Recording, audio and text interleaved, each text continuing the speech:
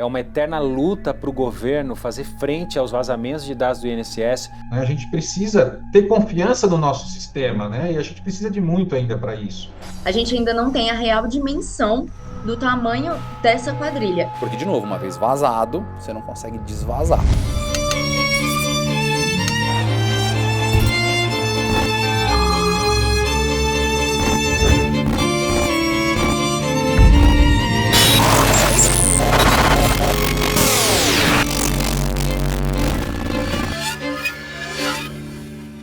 Nós temos hoje o INSS como uma maior seguradora a nível nacional, né? Quando a gente fala de seguro, né, não é o seguro privado, é o seguro social que eu falo aqui, né? Então, o INSS hoje, para teres ideia, ele atende cerca de 86% da população, né, brasileira, concedendo benefícios, né, tanto os não programados, que a gente chama os benefícios por incapacidade, como os programados, que são as aposentadorias, além de salário e maternidade e tudo mais, né, uma gama aí de benefícios.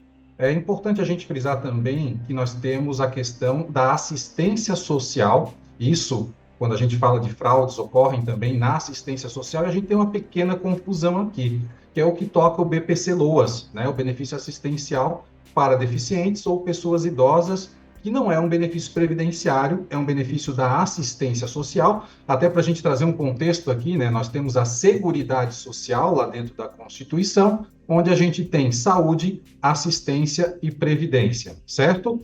Então, previdência, INSS, assistência e a saúde, né? Então, assistência de forma gratuita, desde que eu tenha algum requisito que eu preciso que ele se implemente para ter acesso, saúde, livre a todos, e a previdência que eu preciso ser segurado, eu preciso contribuir, né? Só para a gente contextualizar. Então, nós temos um sistema gigantesco de concessão de benefícios, tanto previdenciários como assistenciais, né? Por meio do INSS. Então, o INSS vem segurando muitos brasileiros, né? Seja pela miserabilidade, a deficiência, seja numa situação de incapacidade, seja numa situação de idade avançada, né, para uma aposentadoria ali, com um descanso devido, né, daquele segurado, seja para os dependentes, no caso de uma concessão de uma pensão por morte, por exemplo. Então, nós temos uma seguradora aí que a gente chama do ramo vida muito grande, né? Porém, nós temos essa dificuldade, né? Por que ocorre tantas fraudes?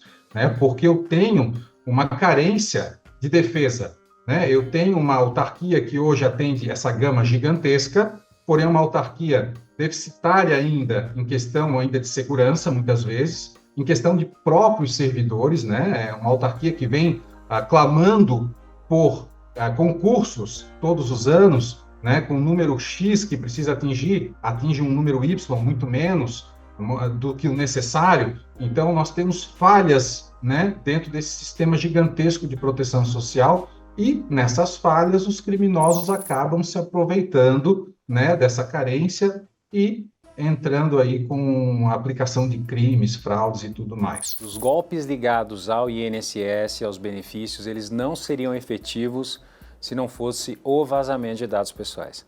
Então, dado pessoal hoje abastece o crime cibernético como um todo, em especial os golpes ligados ao INSS.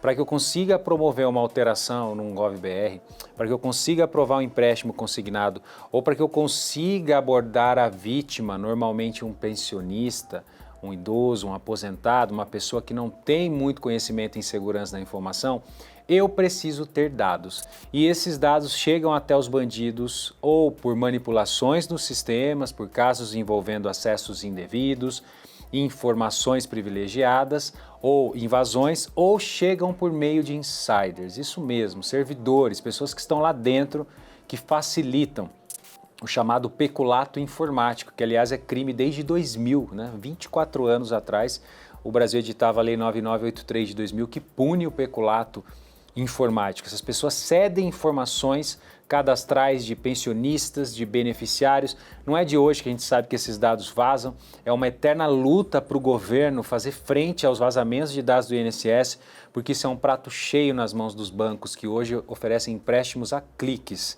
sem validar assinaturas e informações. Então os bandidos obtêm essas informações, com essas informações eles podem se direcionar diretamente a bancos ou em alguns casos também se direcionam às vítimas para fazer com que ela assine algo, acreditando que está ganhando benefício, tem um dinheiro para receber. Muitas vezes colocam crachás, se identificam como funcionários da Previdência Social, precisamos fazer aqui o revalida, precisamos fazer a prova de vida, e aí coletam informações, selfies, documentos, tudo que precisam para contratar empréstimos. Então essa vítima idosa, pensionista normalmente, só vai perceber quando ela for consultar lá o seu INSS, o seu meu INSS ou o seu extrato de pensão ou de benefício, porque vão existir descontos. E muitas das pessoas só descobrem esses descontos anos depois, porque o bandido ele é tão perspicaz que ele faz empréstimos com parcelinhas. Então tem pessoas que chegam no escritório, olha, faz 4 anos que tinha essa parcela, não achei, agora que eu estou identificando é do Banco X. Tudo arquitetado para não ser percebido pelo beneficiário. Para a população brasileira, isso é altamente negativo, Catarina, porque nós temos um descrédito no sistema, isso é inevitável, né? Os comentários que a gente verifica, poxa, quem precisa, olha a dificuldade que é. E aí tem uma concessão fraudulenta, toque de caixa, isso então cria um descrédito muito grande na população. Opa, o que a população vai fazer? Eu vou ver outras formas. Eu vou ver onde eu vou aplicar o meu dinheiro, eu vou criar uma renda de outra forma, porque da Previdência eu não posso depender. Eu preciso de um benefício, eu não tenho. Vai lá uma quadrilha, consegue vários da noite para o dia. Então a gente tem um descrédito muito grande. Isso tem que ser estancado, né? A gente precisa ter confiança no nosso sistema, né? E a gente precisa de muito ainda para isso. Então hoje os criminosos criam painéis. Painéis, eu resumiria para você que é uma ficha com várias informações sobre uma pessoa e com as possibilidades que existem. Cartão de crédito, empréstimo nesse banco, empréstimo naquele, estourar esse cartão, pagar essa conta. Isso é vendido hoje, comercializado para que outras pessoas possam aplicar golpes. Ou ainda os dados brutos são vendidos. Olha, eu tenho aqui 2.000 registros de pensionistas com selfie, com RG. É desse jeito que isso é vendido. E não está na Deep Web, não. É só ir lá no Telegram, é só ir lá em outras redes sociais que são permissivas, que normalmente descumprem ordens judiciais, para você ver a audácia desses bandidos. Então eles fornecem dados para as pessoas aplicarem golpes, ou infos, ou painéis, organizam isso em painéis, e essas informações já vêm com as orientações do que pode ser feito, do que pode ser gasto, onde você consegue, e é aí que as pessoas acordam um belo dia com empréstimos feitos, contas no seu nome, empresas abertas, e vão lutar agora para desfazer todo esse contexto, porque os bancos simplesmente não aceitam de forma muito tranquila que não foi você que fez o empréstimo. E hoje a perícia em assinaturas digitais tem crescido muito. Um perito é nomeado pelo juiz para justamente identificar se foi aquele pensionista, se foi aquela pessoa que fez aquela assinatura ou não. O que se torna muito difícil quando eu tenho uma foto com selfie, uma foto com documento vazado, porque o banco vai apresentar e falar, não, mas está aqui, ó, olha o selfie dela, a foto dela. E aí que existe toda uma discussão, né? Então a pessoa acabou fornecendo para um bandido e ele usou aquilo como se fosse uma assinatura para a contratação de um empréstimo. Bom, essa investigação, ela teve foco no Rio de Janeiro e no DF, e eles conseguiram desmontar um esquema criminoso de golpistas que atuavam em todos os estados. E até o momento, eles conseguiram calcular um prejuízo de 50 milhões aos cofres públicos. E justamente eles conseguiram captar a informação de que existiam terceiros, sejam empresas terceirizadas e também estagiários de dentro do órgão do INSS e das instituições bancárias que repassavam os dados dos clientes, dos beneficiários, para essa quadrilha. E essa quadrilha fazia os documentos falsos, a falsificação de documentos, justamente para atuar de diversas formas. Eram diversas atuações em que a Polícia Federal conseguiu desmontar esse esquema e capturar alguns dos envolvidos, porque é uma rede muito grande essa quadrilha. Então, como a gente comentou que a venda de manual na internet de como fraudar o INSS, a gente ainda não tem a real dimensão do tamanho dessa quadrilha. Então, em média 3 anos, 4 anos, essa investigação vem rolando justamente para conseguir desmontar pontos focais, digamos assim, dessa atuação do golpe no INSS. E essa investigação, ela continua em andamento. Então, sempre temos posições diferentes de como esse delito acontece, de como a quadrilha age, de como a gente pode se proteger desses golpes e de como orientar melhor tanto os clientes como os nossos parentes e afins contra esse golpe. Olha, hoje uma atividade fraudulenta, ela deixa uma série de indícios, ela deixa uma série de rastros digitais e na investigação pericial nós conseguimos sim identificar, né? Então, uma transação fraudulenta, normalmente, ela decorre de uma outra geolocalização, ressalvados os casos de furto de celular destravado, que é algo comum, normalmente é outro dispositivo. São transações que fogem ao comportamental daquele cliente, ou seja, uma transação que não era comum, não era habitual, o cara nunca contratou um empréstimo, o cara nunca resgatou seus fundos, o cara nunca fez transferência de todos os valores. Existem outros metadados que são coletados, navegador, browser, além das informações da assinatura eletrônica hoje que nós temos, né? Então, se não foi uma assinatura com certificado digital, a assinatura eletrônica ela envolve ou um manuscrito digital, ou uma validação facial, que nós chamamos de facial match ou biometria, depende do contexto, pode ser um facial match, que vai bater aquela imagem com uma imagem já pré-existente, e aí existem algoritmos de checagem. Então, uma pessoa que contesta um débito e tem lá um facial match dela, do dispositivo dela, da localização costumeira, digitou senha, não tem histórico de troca de senhas, porque normalmente o bandido, quando ele pega um celular, ele vai tentar trocar a senha, porque por mais que esteja desbloqueado, ele precisa de uma outra senha para entrar, e o face match bate, provavelmente pode ser um caso, ou ela foi coagida ou uma autofraude. Já existe muitos casos de autofraude, a pessoa faz e depois entra com uma ação falando que não. Então hoje, quando é nomeado, nós perito em assinaturas digitais eletrônicas vamos analisar esses metadados em conjunto para verificar aí se existe uma probabilidade de realmente ser a assinatura dela ou não. Há elementos aqui que indicam que essa foi uma transação anômala, um login anômalo, fora do padrão, e para isso a gente precisa de informações da instituição financeira. Então a instituição que não apresenta essas informações normalmente é condenada, porque eu dependeria disso, e o ônus de provar que aquele contrato, aquele empréstimo, aquele saque, aquela transferência foi realizado pela pessoa é da instituição financeira. A responsabilidade do INSS no vazamento de dados tem sido um ponto central nas discussões sobre fraudes digitais. Embora quadrilhas especializadas explorem vulnerabilidades tecnológicas e sociais, a segurança dos sistemas internos do INSS é frequentemente questionada.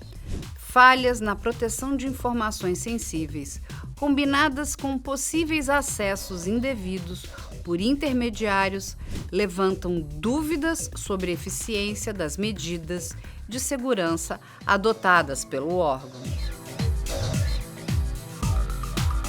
Nos termos da Lei 13.709 de 2018, aquele que coordena o tratamento de dados, aquele agente que dita as finalidades, coordena o tratamento de dados, determina as regras daquele tratamento de dados, é considerado controlador. Então, a partir do momento em que eu compartilhei informações com o INSS, um órgão governamental, seja para a execução de um contrato, ou seja, diante da natureza do INSS, em que é indispensável ter determinadas informações, eu estou na ciência de que ele vai tratar os dados por aquela finalidade, especificamente adequado, sem qualquer desvio. Eu tenho que ter ciência de com quem ele compartilha, eu tenho direito a me opor ao tratamento de dados ligados a consentimento, quando eu dei o consentimento, e ele, como controlador, precisa ser claro nas suas políticas, de como ele trata, como ele armazena, como ele custodia, com quem compartilha, quem são os operadores. E a legislação é clara que os agentes de tratamento que realizarem tratamento irregular respondem nos termos da lei. E tratamento irregular não é só aquele que é feito em discordância da lei, mas é aquele onde não se aplica a segurança básica que o titular deveria esperar. Então, a partir do momento em que o INSS não aplica segurança a esses dados vazam ou alimentam um criminoso que consegue um consignado, causam um prejuízo financeiro, além de um dano cível, eu tenho uma violação à Lei Geral de Proteção de Dados. E este INSS, apesar de ser governo, é um agente de tratamento e pode sofrer algumas das sanções previstas na legislação após um processo junto à Autoridade Nacional de Proteção de Dados. Então, a gente sempre vai atrás da empresa, do INSS nesse caso, e de forma subsidiária, o INSS vai atrás do servidor que colaborou com o vazamento dos dados, vai fazer essa investigação interna. Então, ainda que tenha essa divergência no mundo jurídico, as ações atualmente estão bem pacificadas de que a responsabilidade é da instituição, que deveria zelar pela segurança.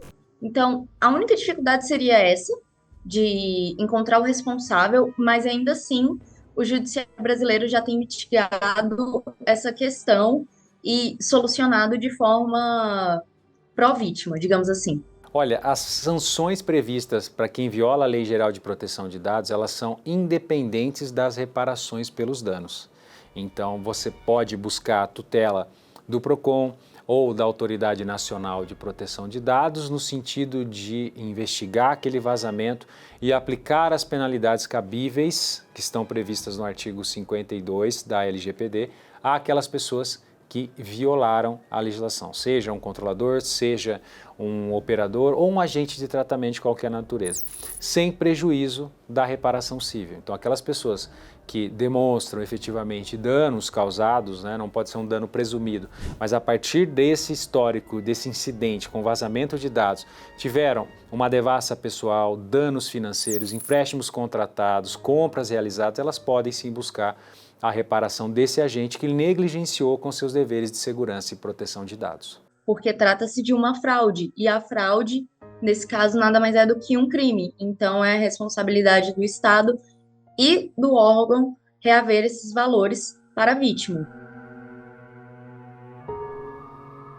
Olha, o INSS ele tem uma postura de educação, né? Ou seja, você tem hoje avisos ostensivos de que o INSS não faz contato, que os agentes não vão até sua casa fazer prova de vida, que a plataforma correta é a plataforma Meu INSS, que o GovBR você não compartilha a sua senha do GovBR, porque o GovBR hoje é a chave para você acessar inúmeros serviços públicos, inclusive contratando empréstimos. Então você tem todo um contexto educacional que é ostensivamente publicado, que aliás é uma boa medida de segurança. Ainda assim não é suficiente, né? Muitas pessoas não têm acesso à web, não têm acesso a essa informação e acabam sendo vítimas dessas quadrilhas, são organizações criminosas de infiltrados dentro do órgão e de civis que se organizam para lesar essas pessoas. Resta saber o que é feito internamente, né? Ou seja, o maior desafio do INSS é ter um compliance rígido, é ter políticas internas rígidas, é logar as atividades dos usuários, uma política de senhas e essa transparência que nós não temos, que nós gostaríamos de saber como é feito internamente, quais ações o INSS faz hoje para identificar eventuais maus funcionários ou criminosos, servidores criminosos que ajudam e muito esse crime porque fornecem o essencial, que são dados pessoais. Acho que o principal ponto não é a fraude. Acho que o principal ponto é você identificar quem interno está vazando. Porque aí você consegue mandar essa pessoa embora, aí você identifica a pessoa física, e aí você, por exemplo, pode trabalhar em cima de um delito de invasão, intrusão informática, que chama-se invasão informática no Código Penal. Você pode trabalhar em invasão informática, você pode trabalhar no artigo 303-A do Código Penal, que é a inserção de dados nos sistemas públicos. Então, o maior desafio é você pegar a pessoa de dentro. Essa pessoa de dentro é uma pessoa física. Pegou a pessoa física, responsabilidade criminal e tira ela do serviço público. E, para você evitar que uma nova pessoa dessa surja, só com vigilância. Então, essa pessoa vai ficar trabalhando sob vigilância o tempo inteiro, controlada nos acessos que faz, o que navega, para onde vai, quantas vezes acessou cada um dos portais. Ela vai ter, por exemplo, um código único emulado para cada vez que ela for acessar. Acessou, usou o código único, vai ser responsabilizada por aquilo criminal e civilmente. Esse é o principal desafio, você tirar a pessoa de dentro que faz esses vazamentos. Porque, de novo, uma vez vazado, Você não consegue desvazar, não consegue botar para dentro. Então, a melhor coisa é você impedir a continuidade dos vazamentos. Qual é o funcionário? Qual é o perfil do funcionário que vazou esses dados? Onde você falhou em permitir um funcionário desse entrar? Então, é um pouquinho mais preventivo e, uma vez, obviamente, identificando quais foram os mecanismos que ele utilizou para vazar esses dados, para passar esses dados, em que momento ele conseguiu clonar ou usurpar ou copiar dados e levar embora. Por que não foi registrado? Por que não houve uma restrição de acesso de uma pessoa que quer copiar todos os dados de 200 milhões de brasileiros?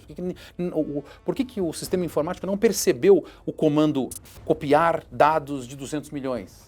São questões simples de informática que deveriam gerar um farol amarelo e deveriam imediatamente impedir a consolidação dessa operação, como exatamente é a lógica do Pix.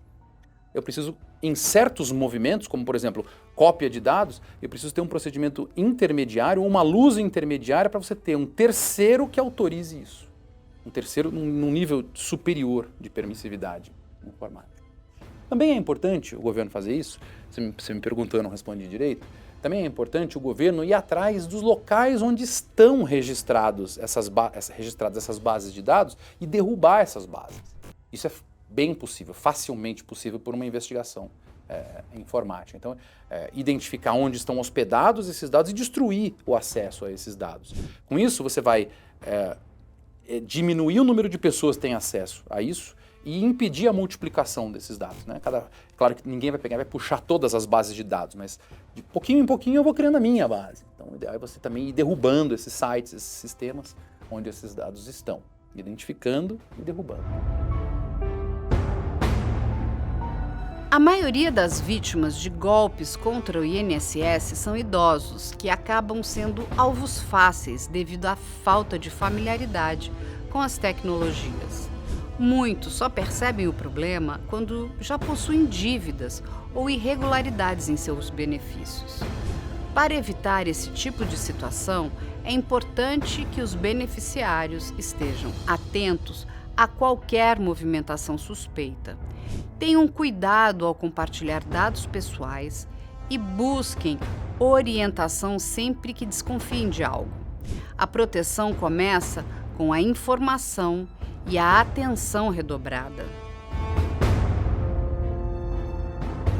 Primeiro, a gente precisa sempre ficar atento na questão da comunicação. Ter sempre certeza que a comunicação que a gente está tendo é com o canal oficial dos órgãos que estamos entrando em contato, como, por exemplo, o INSS. E você precisa ter alguém de confiança, caso estivermos tratando de idoso, essas coisas, você precisa ter alguém de confiança que sempre esteja a par das suas movimentações bancárias e do seu benefício, do seu portal do INSS, para que você tenha um acompanhamento diário de cada movimentação. E qualquer coisa estranha, você comunica os canais oficiais do INSS ou do banco para tomar esclarecimentos acerca do que aconteceu naquela transação.